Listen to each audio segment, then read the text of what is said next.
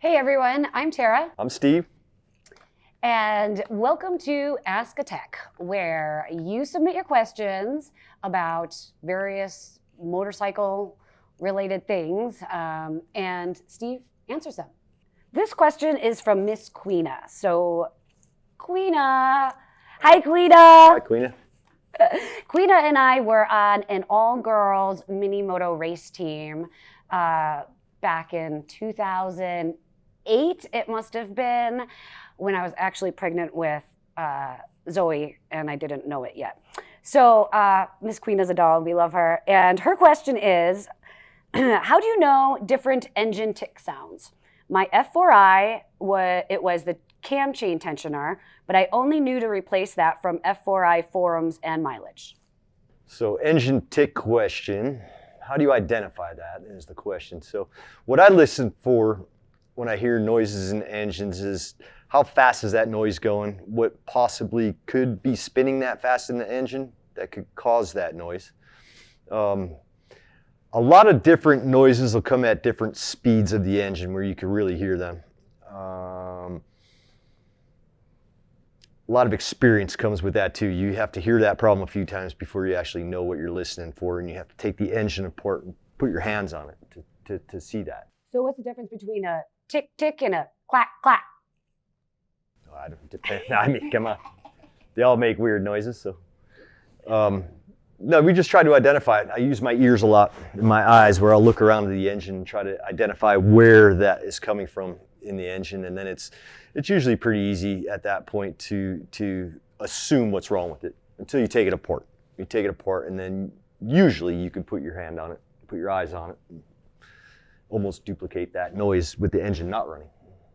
So that's about how I go and check into that. So you need a finely trained ear. Yeah, pretty much. And it's a whole bunch of experience to go with it too. Okay, so this question is from Ozark AF, and this is a great one. So how do you know when you're doing a great burnout versus a good burnout? Well, assuming we're doing the burnout already, I can assume that it's a good burnout because you're doing it. A lot of people crash trying to do burnouts. What would make an epic burnout though? I think blowing the tire apart. Let that thing burn till the tire explodes and it takes the fender off and the tail light and all that other stuff. And then I start smiling because I get to fix it all. How about that great burnout that Scotty did back at our old shop at the Speedway? The Suzuki GS 1000. I'm pretty sure that there is still rubber on the shop walls from that epic burnout that he did. That was an epic burnout because all four headers glowing red all the way into the muffler and the collector, and it was just, you could almost see through the pipe. I swear that engine was going to explode, but it didn't. Yeah, I remember there was rubber all up to the freaking roof, the ceiling. 20-foot ceilings in that shop. It was all the way, rubber was all the way back through the shop. We miss you, Scotty. We miss your burnouts. So anyways, that would be a good burnout versus a great burnout. I mean, lots of smoke, right? Oh, yeah, they're going to smoke, yeah. You need lots of smoke. You can barely breathe. If you can't breathe, it's a great burnout. Great question from Ozark. That was awesome. Okay, so next, this question is going to be from Roadrunner Customs, and this is our buddy George, who is here in Las Vegas and does custom upholstery. So George's question is, my motorcycle won't start. It gets gas, but no spark. What kind of bike is it? Oh, you know what? This is an 81 Harley Ironhead. Oh, the early of the trouble heads. So no spark on an 80s, 82 Ironhead. Few things. You're going to either have no power to your coil, no power to your ignition box. Depending on what ignition it has in it, honestly. But I would go 100% towards ignition cam sensor, maybe. That bike would have a cam sensor in it. A module, possibly an 80. I got to look at the manual to see what's actually in there, or faulty coil, faulty spark plug wire. Yeah. Could be a lot of things. You just got to go right back to the beginning. Make sure you got your powers, your grounds, your sensors working, and do a lot of spark testing. I'll eliminate stuff and put tooling in there and try to get it to spark without the bike running, just to fire off the ignition. Test the coils. You're gonna need voltmeters, ohm meters to check that stuff. All the tools. So good luck with that. Let us know if we can help, all right? Pretty simple on that, though. Yeah, pretty straightforward. All right, this question is from Road Tripper 91, and this is our buddy Damien from Australia. Oh, yeah. Yeah, hey Damien! How's it going down under? All right, and his question is, what octane fuel do you recommend for newer bikes and why?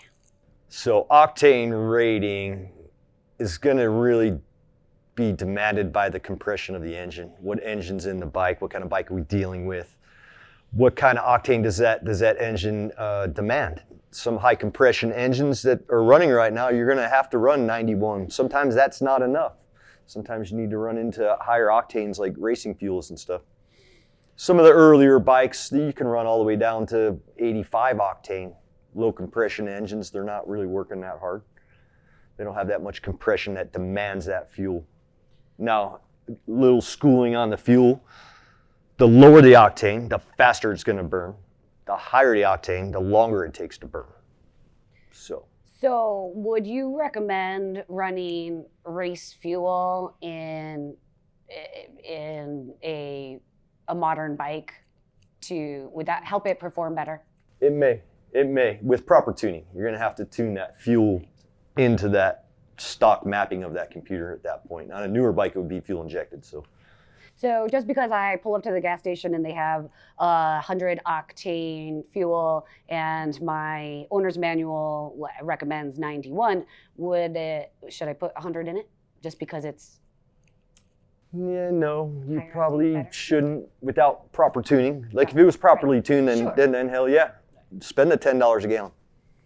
Spend the $15 a gallon on the real shit. So the lesson here is to read your owner's manual and run the fuel that is recommended in your owner's manual. Yes. Now, if you modified the bike, took a Harley engine, you put high compression pistons in there and decked the heads and big cams, yeah, you're gonna want some race fuel in there. It's gonna help it burn better, run cleaner.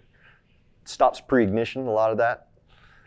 But for the average average Joe, stock bike, don't waste your money. It smells good.